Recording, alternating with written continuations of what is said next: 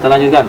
Nah, saya ke Mbak Lina dulu. Mbak Lina, bagaimana pengalaman kemarin menulis? Terus sebetulnya apa sih yang harus diperhatikan orang untuk bisa memulai menulis gitu? Ya, jadi Mas Bambang, sesungguhnya di awal saya tuh menjadi seorang penulis yang handal gitu ya. Cuman setelah masuk di dunia publisher, akhirnya saya lebih banyak menggeluti di editor gitu ya. Nah, jadi sesungguhnya untuk kita semua, Tuhan itu baik sesungguhnya ya, udah diberikan kepada setiap orang itu sesungguhnya kemampuan itu, tinggal cara kita dalam hal yang namanya mengasah seperti itu.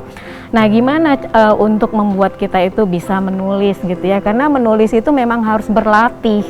Jadi tanpa kita berlatih, yang namanya tulisan kita itu nggak akan pernah bisa tajam gitu ya, kalau dalam istilah jurnalistik itu dikatakan seperti itu. Nah, jadi untuk memulai nulis itu yang sederhana aja dulu dilakukan, seperti misalnya mereview kegiatan kita dari pagi sampai akhirnya kita menutup di hari itu gitu ya. Kemudian sebelum tidur coba ditulis yang namanya kita punya kegiatan dari pagi sampai malam seperti itu. Nah, latihlah kegiatan untuk menulis itu dari hari pertama sampai hari 21 aja seperti itu. Dan itu akan bisa kelihatan juga dari apa yang kita tulis di hari pertama sampai di hari ke-21.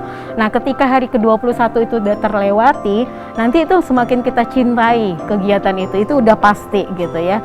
Nah, jadi untuk bisa kita memulai melangkah menulis itu, lakukanlah dan lihatlah hasil yang kita lakukan seperti itu.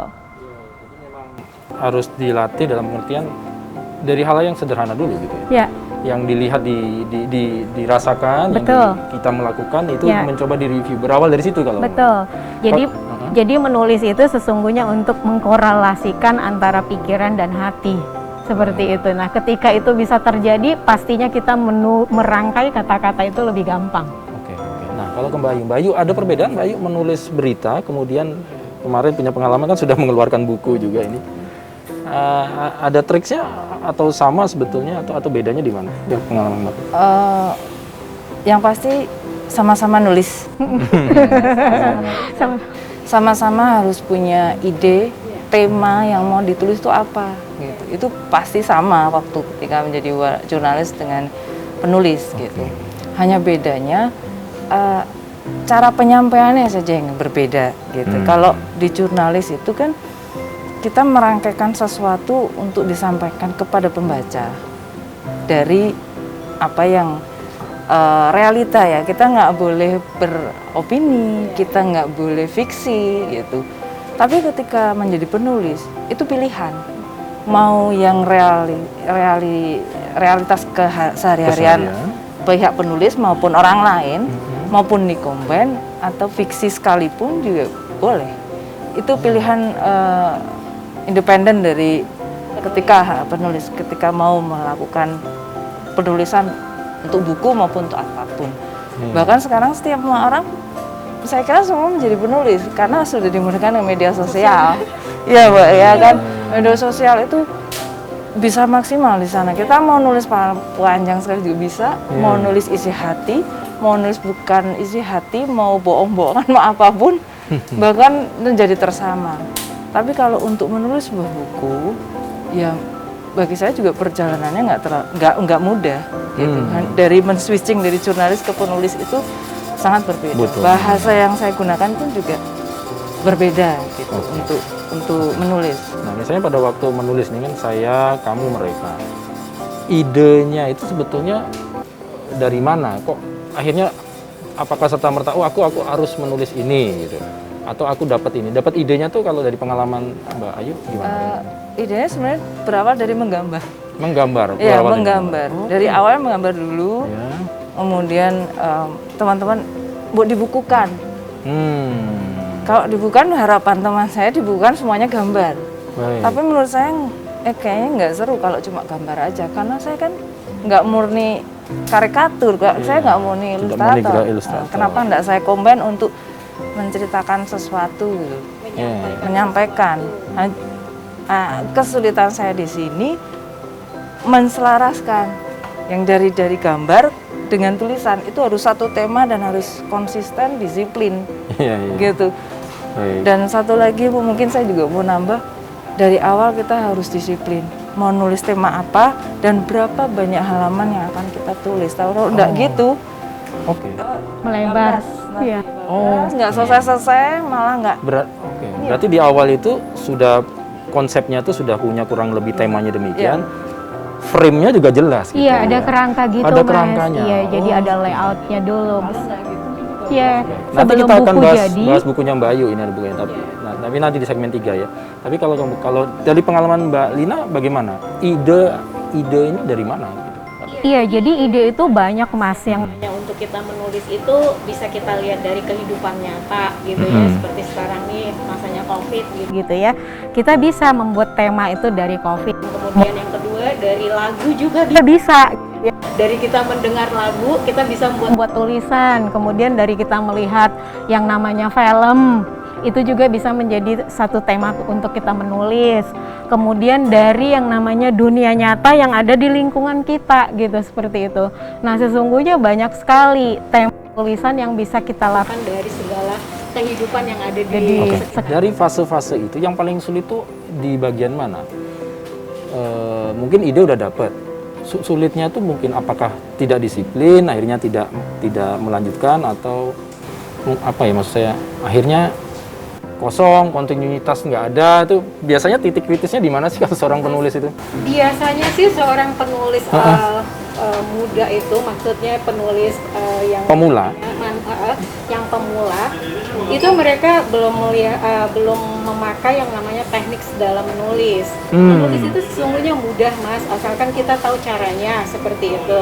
Nah, terutama untuk dalam artian sebelum menulis, sesungguhnya kita udah tahu tema apa yang mau kita tuliskan.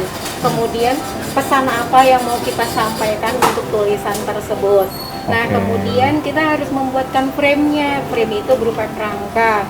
Nah, seperti yang dikatakan sama Mbak Ayu tadi, nanti buku kita ini kira-kira mau dibuat berapa halaman, seperti itu. Nah, itu udah bisa direncangkan di awal. Jadi sebelum tulisan semuanya jadi, seperti itu, kita itu udah bisa yang namanya melihat buku kita itu nanti seperti ini, ceritanya seperti ini gitu, dari kerangka itu.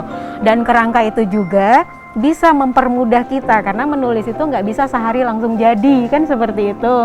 Nah, dengan adanya kerangka di awal, Kita bisa nge-cut ketika kita udah kecapean gitu ya, nulis dari satu hari, hari kedua, hari ketiga. Nanti untuk melanjutkannya supaya nggak bingung, lihat aja tuh kerangkanya kita sampai di mana kemarin untuk menulisnya, seperti itu. Iya, iya. Memang ya menarik ya. Jadi, lagi-lagi memang kalau sudah mau menulis buku harus ada niat dulu, harus menyelesaikan sesuai dengan frame. Iya. Ya gitu. Oke. Kalau nggak salah, Mbak Lina kan juga melakukan pendampingan untuk penulis-penulis pemula nih ya. Iya. Guru, ada pelajar gitu. Gimana ceritanya sedikit? betul, jadi ceritanya gini Mas Bambang, pertama sekali tahun 2018 itu kami dari publisher berencana untuk melakukan festival untuk yang namanya penulis cilik di Provinsi Bali. Namun karena akhirnya setelah memberikan informasi pesertanya tidak ada seperti itu ya, dan akhirnya kami melakukan yang namanya menciptakan dulu penulis-penulis itu dengan cara memberikan workshop kepada banyak siswa dan banyak guru Gitu. Nah, karena itu tadi saya bilang, sayangnya di program pembelajaran di sekolah itu, pembelajaran mengarang itu udah sedikit agak punah gitu ya. Oke. Jadi pembelajaran bahasa Indonesia itu melalui Mari Mengarang sesungguhnya itu bagus untuk melatih generasi-generasi muda untuk bisa cinta terhadap proses menulis itu gitu. Nah, jadi dari kami banyak melakukan kerjasama dengan yang namanya beberapa perusahaan juga yang ada attention-nya terhadap literasi gitu ya. Kami melakukan kolaborasi seperti waktu tahun 2019 kami mulai dengan Bank Pembangunan Daerah Bali karena mereka itu punya fokus untuk literasi masyarakat seperti itu. Nah, waktu itu kami melakukan workshop kepada banyak pelajar di Kota Denpasar. Pelajar ya? Oke, Iya, dari pelajar. anak-anak. untuk yang namanya, karena kita bekerja sama dengan bank pembangunan daerah itu kan ininya ke finansial ya, jadi kita ambil temanya untuk menabung seperti itu. Nah, jadi nanti mungkin di sesi selanjutnya ada satu penulis cilik yang notabene belum pernah menulis gitu ya, karena dari hasil workshop itu dengan menulis dan dia bisa menghasilkan satu buku caranya tentang menabung, dan sangat unik dari yang namanya dia punya ide untuk menabung itu gitu. Kalau kita kan menabung seperti biasanya anak-anak itu menabung dengan dikasih uang orang tua, menabung langsung masuk di celengan seperti itu ya. Tapi dengan tulisan adik yang satu ini berbeda, dengan yang namanya dia punya ide yang sangat bagus gitu ya. Seorang anak kecil bisa menabung itu dari talenta yang dia punya, seperti itu.